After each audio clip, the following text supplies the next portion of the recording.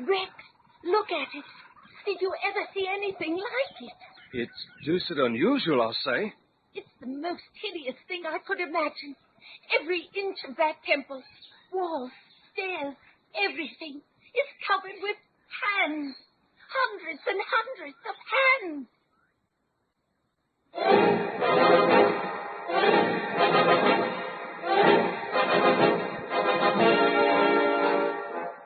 Here comes Monk Mayfair, the ape-like chemist. Blazes! Ham Brooks, the sword-wielding lawyer. Take that! Rennie Renwick, the two-fisted engineer. Holy cow! Long Tom Roberts, the adventurous electrical genius. Pipe down, you guys. Johnny Littlejohn, the fighting archaeologist. I'll be super amalgamated. And their leader, the greatest adventure hero of the 1930s, the man of bronze, Doc Savage. The Variety Arts Radio Theater, by special arrangement with Condé Nast Publications, presents The Adventures of Doc Savage, a new series of radio adventures based on the novels by Lester Dent.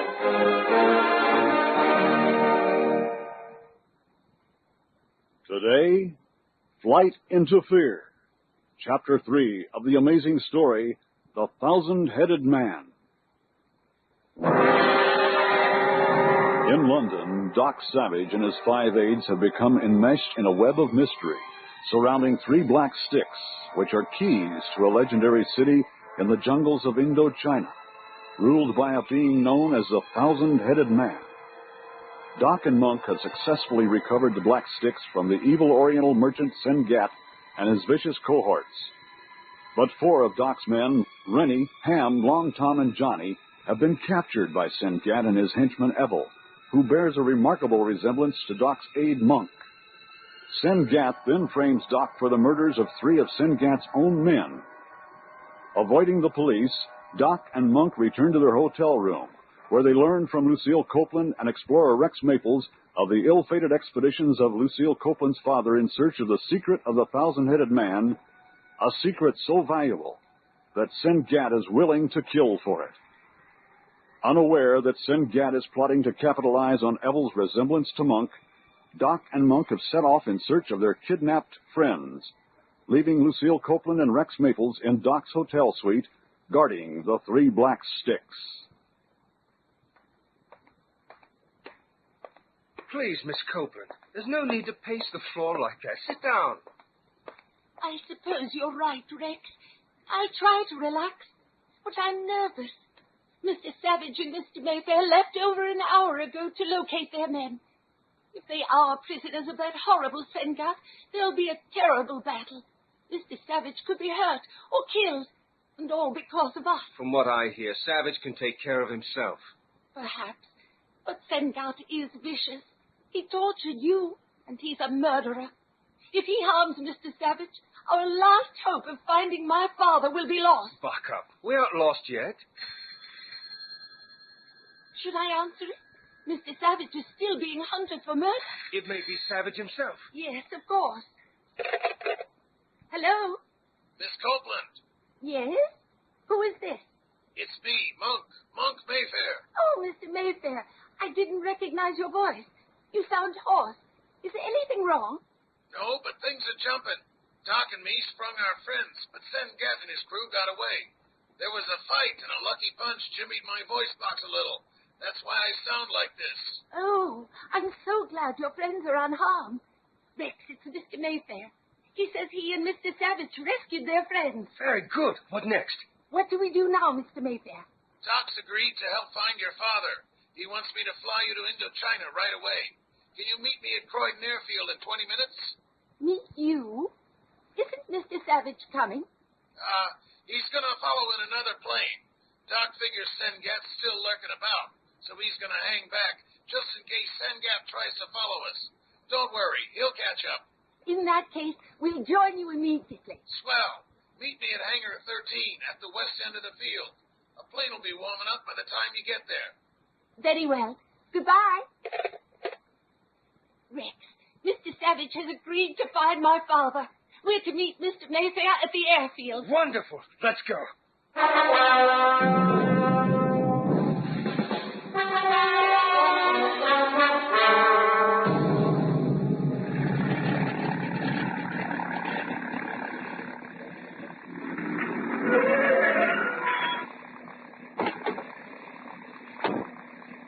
Miss Copeland, Maples, up here. Hurry, we're about to take off.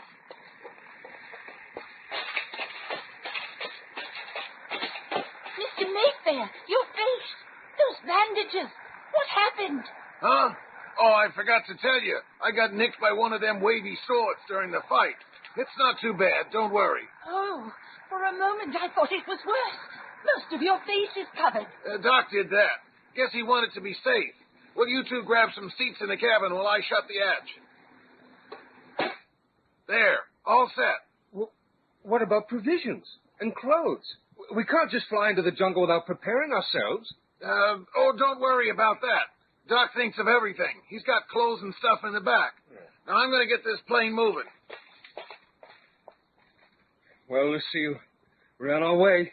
Yes, on our way to Indochina and hopefully to find my father.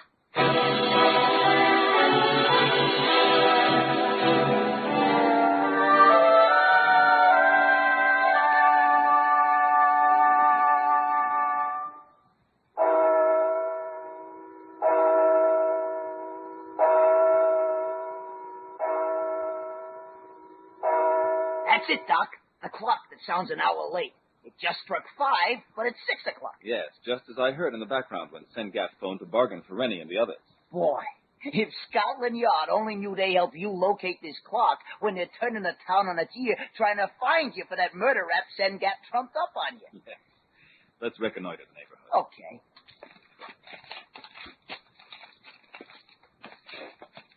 Boy, everything looks deserted. Nothing but grimy shops and warehouses in all directions.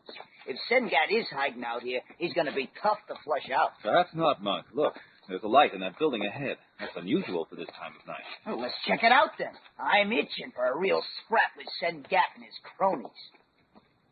Stand on the other side of this door, Monk. Right. I'll try a little impersonation. Who there? A message, thou dog. Open up. Message for who? Sengat. Then does not heal. Open this door, offspring of a worm. I was told to come here. He fell for it, Doc. What was... Whoa! Catch him, Monk. Got him. Oh, you sure got him good, Doc. He's as limp as a dish rag. Drag him inside while I shut the door. He'll sleep fine in this dark corner. Good. I see a light shining through a crack under that far door. Rennie and the others may be in that next room. Sengat, too, I hope. I got dibs on that long-nailed crook. Come on. Quietly. Oh, somebody's coming out. They must have heard the scuffle. Stay in the shadows. Let him come to us. Fellow, what's wrong that noise? Now, Monk. Oh, he's got a gun, Doc. Grab his gun arm. I got it. Get his cannon before he shoots somebody. There. We timed that well. Yeah. With both of us rushing at him, he didn't know who to shoot at first, so he missed both times. Monk, look over your shoulder. Blazes! There's Ham and Rennie and the others. Found in gag like Christmas turkeys. Hold on to this one while I untie them. Right.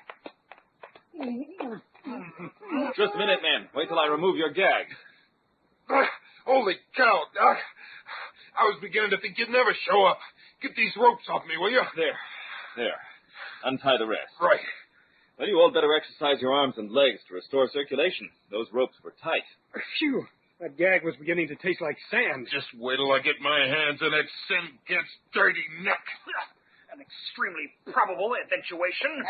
That gag didn't make Johnny swallow any of his big words. I see Monk's got hold of that devil Indigo. That's who I got. Well, we sure heard a lot about you, Indigo. Pleased to meet you. Oh, you fella too smart. I'll do a lot worse than that if you don't start cooperating. Well, that might be Sengat since he appears to be absent. Yeah. The trade with Doc Savage is no longer necessary. Get rid of the prisoners. Knives first, then the river. Understand? You want all 4 murdered, is that it? Savage!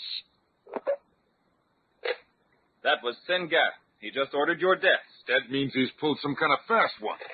Operator, Hotel Piccadilly, Suite A, please. Sengat means to trade your lives for the 3 black sticks I left with Lucille Copeland. Something has caused him to change his mind. Yes? Thank you, operator. There's no answer. Let's pump this guy, Doc. How about me banging him around a little? Now, you fella let me go. Sure, would be likely to do that. One way. Oh, stop twisting on, you fella. What does Sengat have up his sleeve, Indigo? What you fella like to know? Maybe so talk, if you know kill. Talk first. Sengat send Missy Copeland and Maples alongside Indochina in plane. Him got man who all the same look like Monk fellow here. Savvy? Holy cow, I get it, Doc. Sengat is a man named Evil working for him who looks just like Monk. I don't believe it. I saw him with my own eyes, Doc. There really is another person walking this earth who's as ugly as Monk here. I'm sorry to say. Anyway, this Evil must have tricked him into going with him to Indochina. With the 3 black sticks, no doubt. Now what? You killed those men at Lucille Copeland's house, didn't you, Indigo? Oh, no. You fella belong bad idea. I suspect Scotland Yard will think differently. We'll turn Indigo and his friend over to the authorities. That should clear up the murder charge against me. Then we're off to get that rat who's impersonating me, right, Doc? Yes, Monk. We're off to Indochina. And this mysterious 1,000-headed man.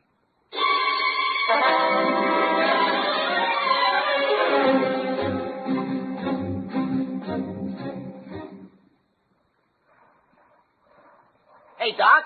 Rennie wants to take on fuel in Calcutta. He says we're running low. Fine, Monk. I hope we'll have an easier time of it than in Russia. Yeah, that Russian commissar almost didn't let us take off again. They sure are strict about who they let fly over their country. Boy, you're really working up a sweat back here. Well, that takes care of the physical part of my daily exercise. And am I glad. I break out in a sweat just watching you. The scientists who started you on this 2-hour exercise stint every day sure knew what they were doing, though. What are those?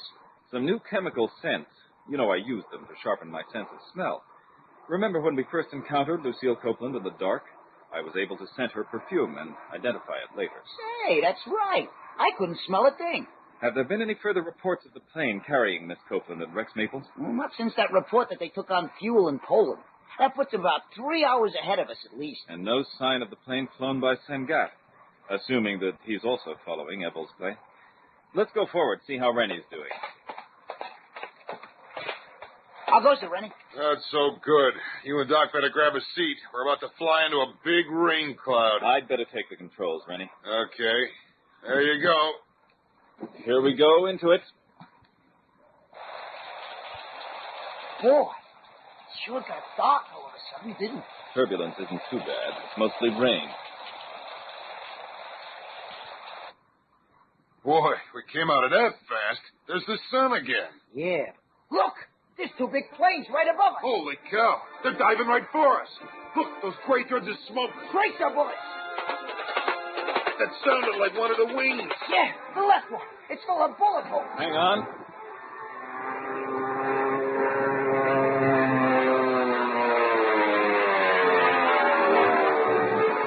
I see them, Doc. They're below us now, flying close to the jungle, following us. Let's try to discourage them. Gotcha. Here, Rennie, take this super machine pistol. I got another one under the seat. Right. I'll open the window. I got flammable bullets in the drums. Maybe we can melt one of their wings. Give us a little rudder, Doc, so we can get a better aim. Got one. His wings spot. He's turning back. So's the other. They don't have much fight, do they? No, and now we know what became of Sengat. Yeah. And once we take on fuel, it'll be a clear field to Indochina. That's for sure. I can't help wondering what that bozo Evel is up to right now.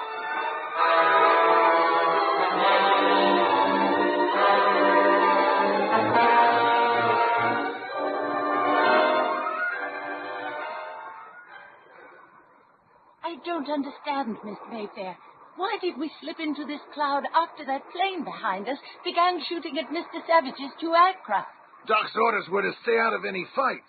He don't want you and Maples getting hurt. But that other plane is getting the best of Mr. Savage. That's Sengat's crate, the fighter. Don't you worry, Miss Copeland. Doc can take care of himself. You picked up a few British expressions recently, Mr. Mayfair. Not to mention an accent. Huh? Oh, that. I like picking up other languages. Keep your hands on the controls. Hey, what's with the gun? Here now, miss. I think we've been tricked, Lucille. This man isn't Monk Mayfair. Look closely. That explains the hoarse voice and the bandages on his face. You got me wrong, mate. Have we? Maybe, maybe not. But that gun ain't loaded. I took the cartridges out yesterday. I know. I replaced them last night. Shall I demonstrate? Okay. What do you want me to do? That was Doc Savage's plane that got the best of the two others, wasn't it? Yeah, it was. Turn back, then. I can turn back, miss, but I don't think it's going to do much good. We might run out of petrol trying to find Savage's plane. He's right, Lucille. We're over jungle now, and it's a frightfully precarious territory. What do you suggest, Rex? Let's press on. Savage is headed for the same area we are. There's a better chance of finding him once we reach Indochina. All right. I want to reach my father above all else. Stay on course, whatever your name is. From now on, one of us will be holding this gun on you at all times.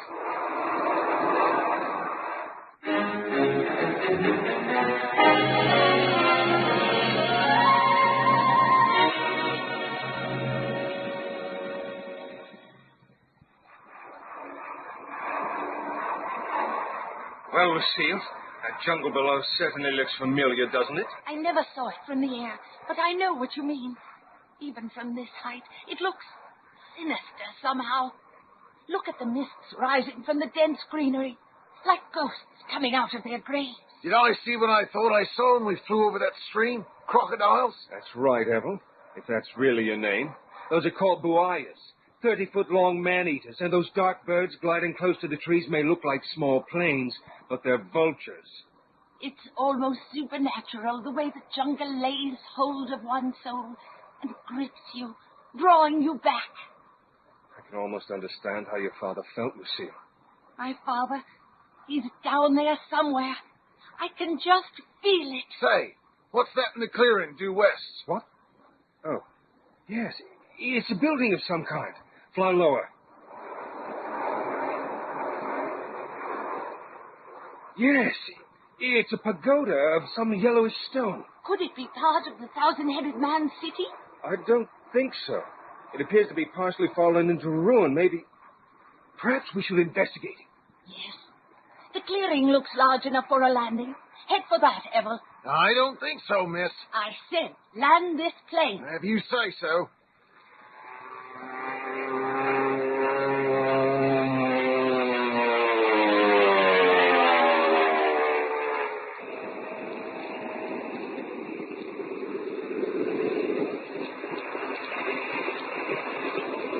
We're going to make it, I think. Don't count on it. We're heading right for that wall jungle ahead. Here to the right. There's room.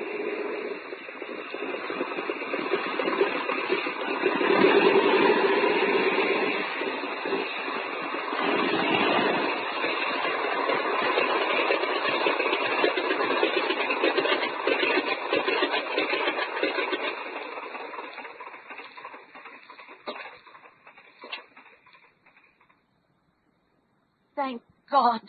We made it. By a good margin, too. The plane's half turned around, so we shouldn't have much trouble taking off again. Might as well step out, eh? Yes. You go first. And don't forget, I have this gun trained on you. Don't worry. I ain't forgetting.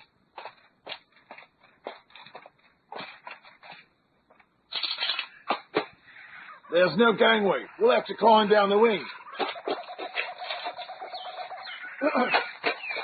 Okay, you two. Rex, take the gun while I get down. Right. Here's the gun. Catch. There. Shall we look around the temple? Yes. Look at it. Did you ever see anything like it? Well, it's deuced unusual, I'll say. Let's get closer. You walk ahead of us, Evel, where we can keep an eye on you. You're the boss, lady.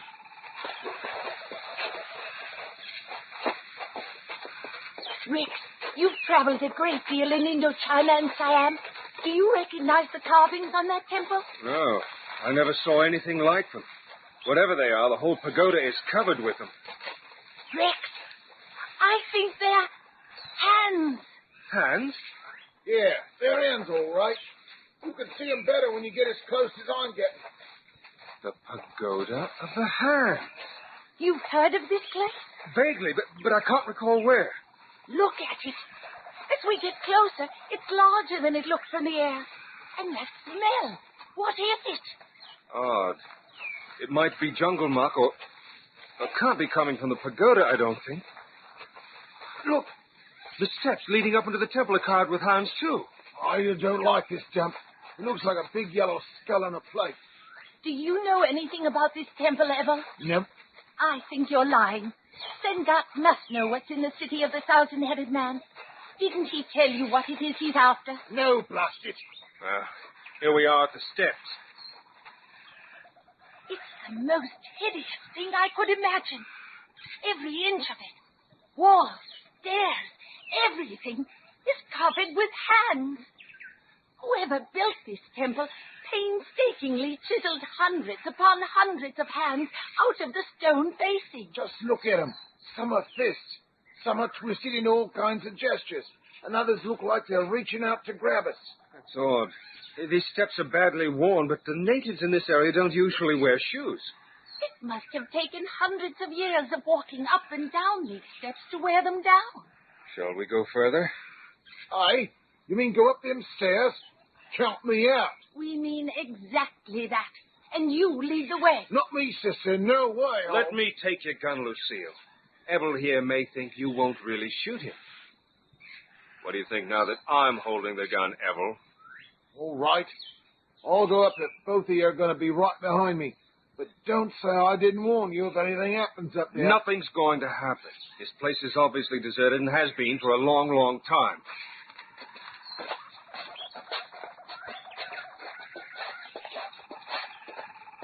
Rex, this is weird. Walking on these stone hands. Some of them are so sinister looking. Don't let them get you, Lucille. They're only carvings. Look, that one is carved palm upward. Nothing evil in that. And those two ahead might be praying. Or trying to crush each other. That's enough from you. Keep walking. We're almost to the entrance. Jove! What is it? I just recalled how I came to hear of the Pagoda of the Hands. It's supposed to be a very sinister place. As far as I know, only 2 explorers have ever found it and returned to tell the story. What happened to the others? No one knows. Here's the entrance. Dark inside, isn't it? Hey, you two hear what I hear? No, I don't hear anything. That's the point. There was birds squawking when we landed. Now I don't hear nothing. They must have been frightened away by our plane. No, Evel's right. The birds were singing after we left the plane. They weren't frightened by us. But now they've stopped. In fact, the entire jungle seems hushed.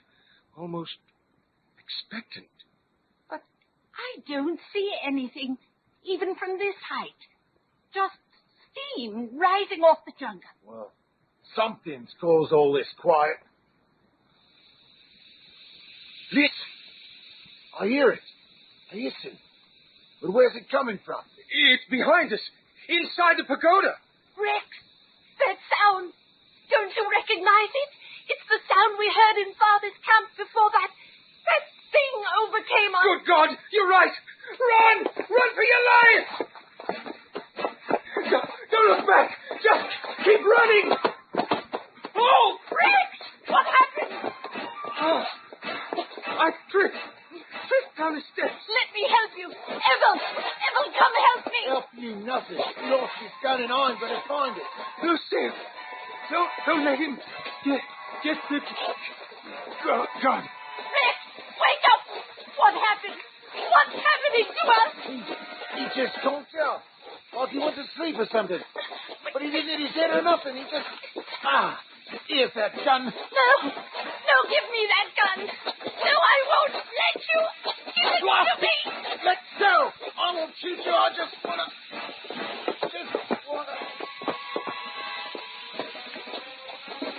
Evel! What happened to you? Nothing touched you and now you're...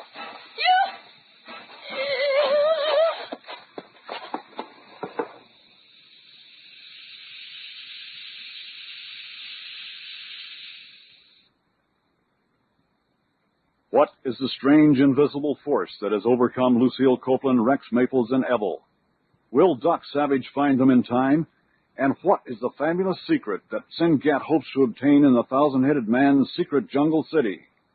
Don't miss Pagoda of the Hands, Chapter 4 of The Thousand-Headed Man, next time on The Adventures of Doc Savage.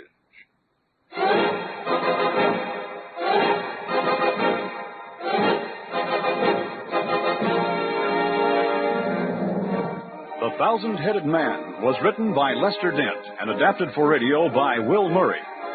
Featured in the cast were Daniel Chodos, Robert Towers, Michael McConaughey, Bill Ratner, Ann Ross, William Irwin, Kemet Mustin, and Art Dutch. Also heard were Glenn Shaddix, Bob Farley, Douglas Kohler, and Bob Lyons. Sound effects were created by David Surtees, assisted by Jerry Williams. Production assistance by Samantha Kimmel and Doris Christie. Engineering by Denny King.